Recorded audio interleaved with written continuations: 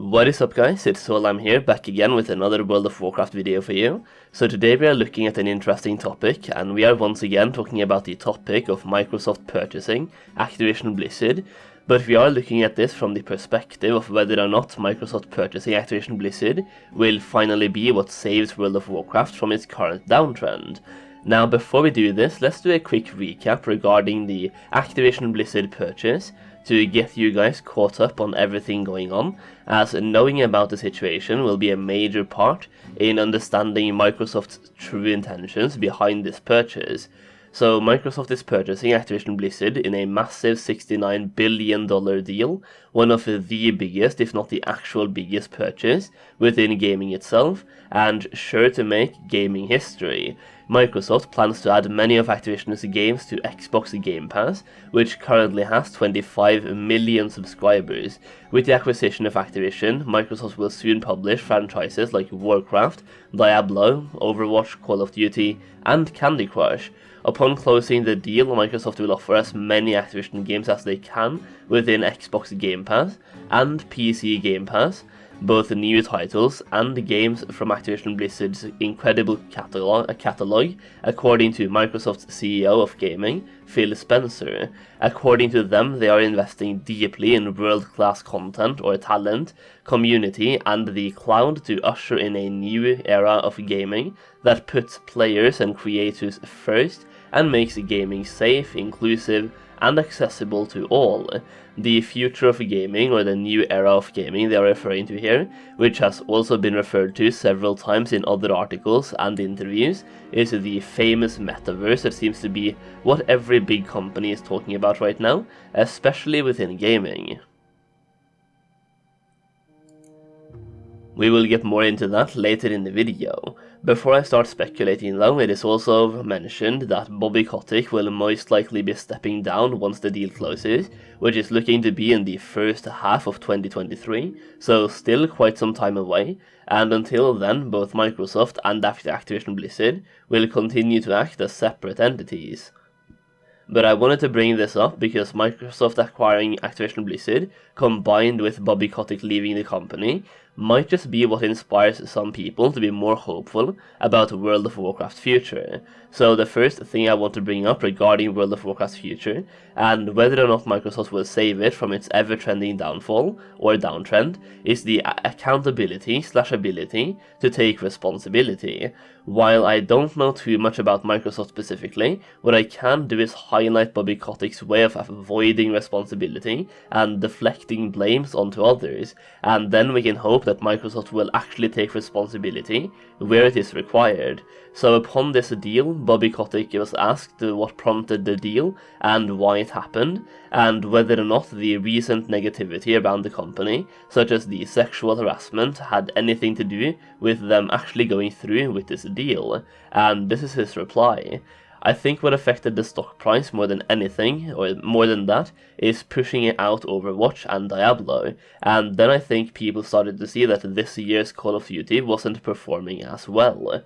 Yeah, so apparently the sexual harassment and misconduct and every other Blizzard controversy that happened in 2021, which literally caused the stock price to go down by 50%, effectively cutting it in half, had absolutely nothing to do with it, right? Let's deflect any responsibility and blame, and if anything, let's blame it on our developers and upper management for cancelling or delaying certain projects, and maybe let's even blame the delaying factor on COVID, so at the end of the day, it's all COVID's fault and nothing else. That is perfect. I get that as a businessman and the forefront of the company, it is probably your job to uphold a certain positive public image, but the way he completely deflected any responsibility from that question really just stood out to me, and I had to rant about it, and I'm absolutely hoping that Microsoft can do better. So let's get into the real meat and bones of this video.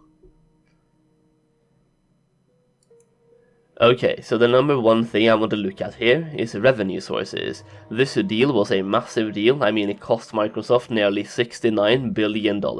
and I think they want to make their money back somehow. As it stands right now, As it stands right now, these are the most recent quarterly reports from Activision Blizzard, where you can see the majority of the revenue comes from King, or more specifically their mobile games such as Candy Crush. Blizzard Entertainment is currently providing the least amount of revenue between Blizzard Entertainment, Activision, and King, and from this specific image, it would make sense to contribute more resources to Activision and to King, and less to Blizzard Entertainment, because of ROI. We also know, based on what I talked about earlier, that Microsoft will be looking at publishing their own games who are based on known titles, expanding upon the Warcraft and StarCraft universe. At first glance, this basically means that future World of Warcraft expansions, made after the deal closes, is made under Microsoft's name, as they will then have effectively bought Activision Blizzard. But it could also mean that they are looking at making mobile games set in the Warcraft and StarCraft universes, and this is also something we have heard about, or heard that it is already in the talks, or maybe even in development, and could be happening sooner rather than later, in which case it makes even more sense to contribute even more resources, both in terms of money and workers or real people, to work on mobile projects instead of PC. So basically what I'm trying to say here is that from a financial standpoint right now, without discussing anything else, it makes sense if Microsoft doesn't put too many resources into World of Warcraft specifically. However, that is where my next point comes into play, the Metaverse. The word Metaverse was repeated in several times in articles regarding this purchase, and in interviews with Bobby and Phil, and we know this purchase is a huge bet on the future of gaming, and the Metaverse as a whole. To bring you guys up to speed a little bit, the Metaverse refers to an augmented reality, or a virtual world. If you think about that right now, what looks most like a virtual world to you? World of Warcraft or Candy Crush? Purchasing Activision Blizzard as a bet on the future of gaming regarding the Metaverse shows that they are willing to bet huge sums of money on the success of the Metaverse, and based on that, I am actually more hopeful than ever that they will do what is right for World of Warcraft, regardless of whether or not they make a profit, because the World of Warcraft player base is probably the player base that is most likely to take part in the future of gaming involving the Metaverse, as we are already familiar with the topic of a virtual world and playing with other players online in a massively online multiplayer game, and while the Metaverse and World of Warcraft will be vastly different from each other, the only thing I'm trying to say here is that there's more similarities between those two than there are between the Metaverse and Candy Crush. I also think the assets of World of Warcraft can become incredibly valuable if Microsoft ever wants to be a part of the Metaverse, as the assets used in character creation in World of Warcraft could also be bridged over into character creation within the Metaverse, and existing lore characters in World of Warcraft could also be implemented into the Metaverse. One more thing I want to bring up is the topic of botting and cheating in World of Warcraft, and Microsoft's stance on this. While hacking has been a topic within Halo Infinite, Microsoft has at least addressed this and voiced their concerns vocally and publicly, as well as stated that they want to work with PlayStation to ban hackers cross-platform, which I think shows that they actually care about hacking and cheating in their games, and hopefully that same attitude also carries over to games such as World of Warcraft.